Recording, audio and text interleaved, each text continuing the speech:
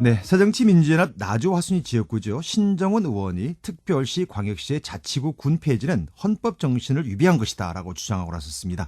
이 시간에 신정훈 의원을 전화 연결해 보겠는데요. 신 의원님 반갑습니다. 네, 안녕하세요. 예, 어제 국회에서 기자회견을 가지셨다죠?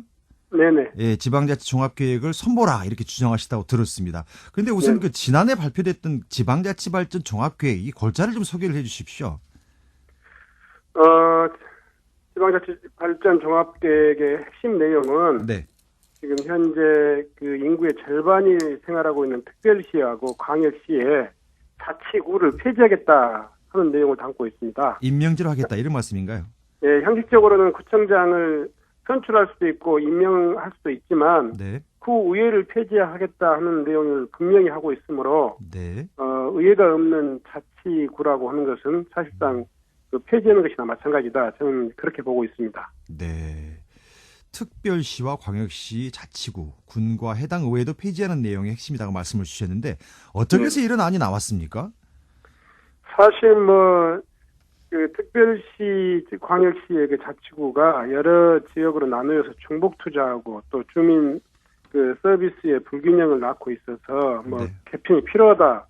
이런 그 주장을 신대평 그 위원장께서 하고 계시는데요. 네. 물론 자치구 간에 경쟁적으로 그 지역의 복지라든가 교통에 대한 투자를 하다 보면 서로 간에 중복 투자가 있을 수는 있습니다. 다만 그것은 그 자치 역량이 성숙해 가면서 이게 점차적으로 지금 개선되고 있고 네. 이제 광역시든 일반 그 시도의 그 기초자치단체가 이제 20년 동안의 자치 경험을 통해서 네. 그동안의 비효율과 그 난맥상들을 충분히 극복해 왔거든요. 예. 그리고 광역시에서도 선진적인 그 민생행정 또 생활행정의 사례가 이렇게 계속 발견되고 있고 그래서 이제 지방자치가 그리고 생활자치 영역에서 아주 건강히 뿌리내리고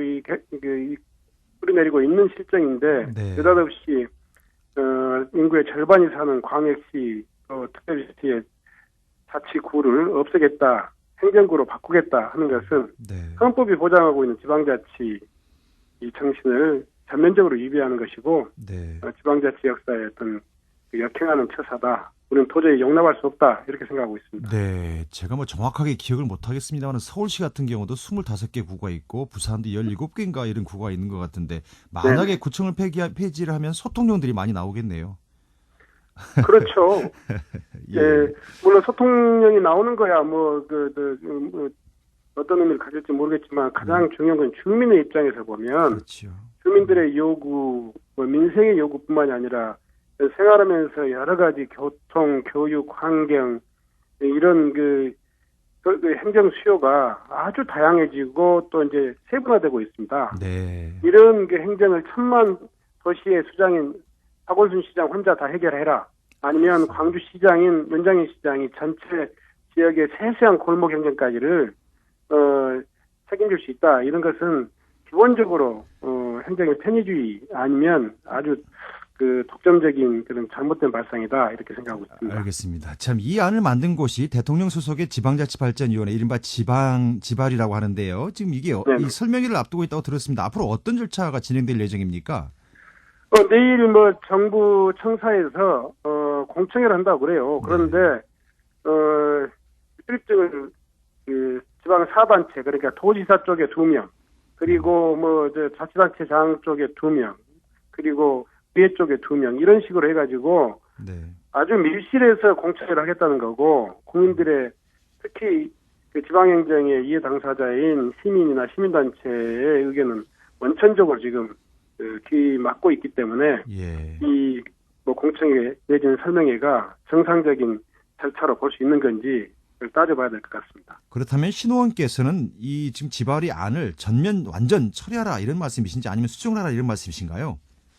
현재 지방자치발전 그 종합계획은 근본적으로 제도에 있어서 완전히 반자치적인 이 발상입니다. 네. 그래서 전면적으로 수정해야 합니다. 그렇군요. 특히 네. 이 광역시의 기초자치단체에 대한 그 계획은 전면적으로 수정돼야 될 것 같고요. 네. 또 지방 재정 확충 방안 같은 경우도 아무런 이 대안 없이 지방 소비세나 지방 소득세 등 세원 확보에 대한 그런 계획 없이 마치 지금 재정의 어떤 그 어려운 상황을 방만한 지방재정에 책임이 있는 것처럼 지금 대통령이 말씀하고 계시는데 이것도 전면적으로 개선돼야 된다고 생각하고 있습니다. 그렇다면은 신원께서는 대안으로 지방 분권형 개헌을 말씀하셨다는데 이거 지금 헌법에다가 지방자치 활성화를 명시하자 이런 말씀으로 해석을 해야 될까요? 그렇죠.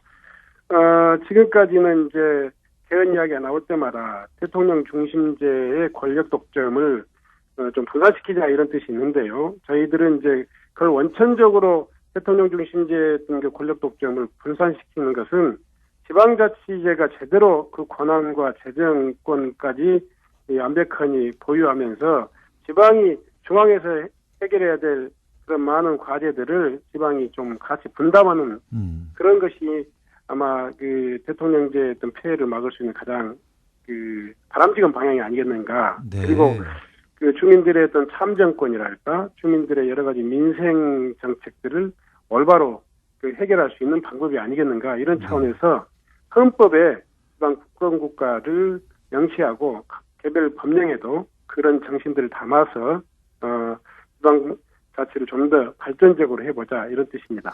네, 박근혜 대통령께서는 아시다시피 그 연초에 그 기자회견을 통해서 지금 개헌 논의할 얘기가 아니다 이런 말씀 주셨고요. 어제 저희 방송에 출연했던 김두관 전 경남지사는 지금이 개헌의 적기다 이렇게 말씀 주셨어요. 우리 신원께서는 방금 말씀하신 지방 분권형 개헌 같은 거를 어느 때 시행하는 게 좋다고 보십니까? 지금 국민들도 대통령제 하에서 했던 극단적인 양당의 어떤 이 정치적 쟁쟁을 최소화하고 또 비효율적인 어떤 이런 권력 투쟁을 좀 더 최소화하기 위해서 개헌이 필요하다 하는 것이 국민 대다수의 지금 의견으로 알고 있습니다. 정치권에서도 여야가 그런 부분에 대해서 충분히 공감대를 이루고 있는데 대통령이 인위적으로 지금 선거도 없는 올해부터 이 개헌 논의가 시작돼야 되는데 언제 이 개헌 이야기를 할 겁니까? 그래서 지금 가장 안정적인 시기인 2015년도 개헌 논의가 시작돼가지고 대통령제라든가 선거제도 그리고 이런 지방자치 전반에 관한 그 개선 방안을 이제 만들어야 될 때가 됐다 이렇게 생각하고 있습니다. 앞서 우리 신원께서는 이번 공청회에 그 주민들은 못 들어간다 원천 봉쇄된다 이렇게 말씀을 주셨어요. 근데 지금 이번 기자회견을 가지신 것도 사실 지방 분권 쪽의 단체들하고 같이 하셨다고 들었습니다. 그들은 어떻게 하고 있습니까? 지방 분권 단체도 있지만 지금 지방 자치 관련 사단체라고 해서 시도지사 협의회, 시장군수 협의회, 그리고 광역의회 협의회, 그리고 기초의회 협의회 이런 단체들이 함께하고 있습니다. 네. 그래서 정말 이해 당사자인 그 지방자치 주체들이 의견이 반영될 수 있도록 국회에서도 적극적으로 노력해 나가겠고요. 만약에 이제 이런 법안이 국회에 제출되면 적극적인 어떤 의사 표현을 해 나갈 수 있도록 하겠습니다. 예, 신원님 좀 기왕에 그 어렵게 방송에 이렇게 모셨으니까 하나 더 여쭤볼게요. 지금 그 KTX 호남선 그 노선 결정 과정 말입니다. 지금 지역민들의 의견에 반하게 자꾸 이 교통부 쪽에서는 이 서대전역을 물론 일부이긴 합니다만은 하는 쪽으로 여론을 몰아가는 것 같아요. 이미 확정이 됐다는 말도 들리고 말입니다. 우리 신원께서는 어떻게 생각하십니까? 일단 저는 호남 지역 그 국회의원으로서 정부선보다 훨씬 늦게 호남선이 개통되게 된 것에 대한 대단히 죄송스러운 마음을 가지고 있습니다. 현재 지금 정부안을 보더라도 호남선 KTX는 그 경부선의 약 3분의 2 정도밖에 지금 노선이 확보되어 있지 않습니다. 그런 이 호남선 KTX가 1시간 반 정도 걸려서 이 통경리까지 오는 이 노선을 일부를 빼가지고 서대전역을 경유해서 그 계룡이랄까 그 논산 지역으로 경유하게 함으로써 실제로 KTX를 고속이 아닌 저속철로 전락시키는 이런 그 정책이기 때문에 이건 절대적으로 철회돼야 된다. 그리고 지금 호남선 KTX 예산이 한 10조 원 가까이 들어갔는데 기본 계획을 세울 때부터 타당성 조사라든가 기본 설계를 할 때 그 서대전역 경유가 전혀 거론되지 않았던 내용입니다.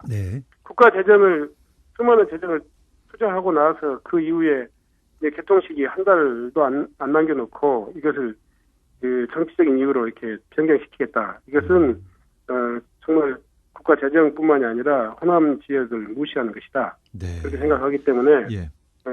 철저히 반대하고 있고 개선을 위해서 노력해 가겠습니다. 예, 신호님 지금 국회 국민안전혁신특위에 지금 소속돼 계시죠?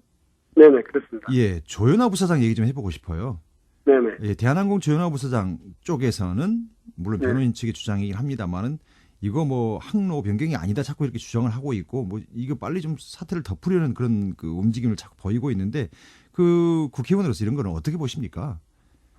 그러니까 조현아 부사장 그 사건이 터진 바로 그날 그 열린 안전특위에서 정말 그 가불관계뿐만이 아니라 네. 그 특권의식 일부 특권층의 특권의식이 국민들의 그 안전을 소위 말해서 무시하고 또 위험에 빠뜨릴 수 있는 대단히 잘못된 그 행위를 했다 이렇게 생각했습니다. 네. 그 사후의 처리 과정도 대한항공이 당시의 상황 자체를 왜곡하거나 무마하려고 하는 그런 행동을 보이고 있는데요. 네.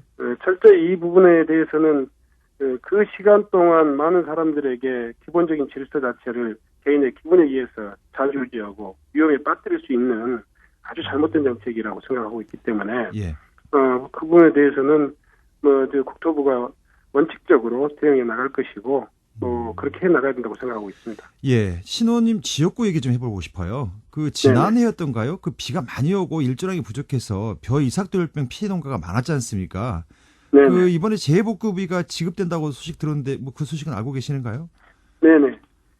농가에 그 재해복구비가 일부 지원됐습니다. 그리고 또 피해 배열은 이렇게 정부가 총회해서 피해 농가의 어떤 그 소득을 보전해 주는 그런 조치를 했는데요. 예.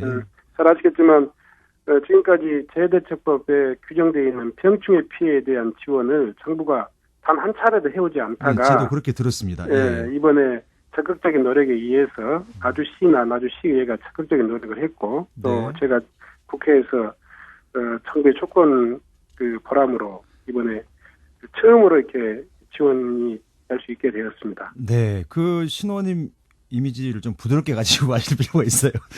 네네. 투쟁을 통해서 얻은 게 아니라 열심히 노력한 대가로 얻으셨다 이런 말씀이신 그렇죠. 거죠? 예. 예, 잘 알겠습니다. 오늘 귀한 시간 내주셔서 고맙습니다. 그래요. 감사합니다. 예, 네, 예. 지금까지 새정치 민주연합 나주화순 쪽이죠. 신정훈 의원과 얘기 나눠봤습니다.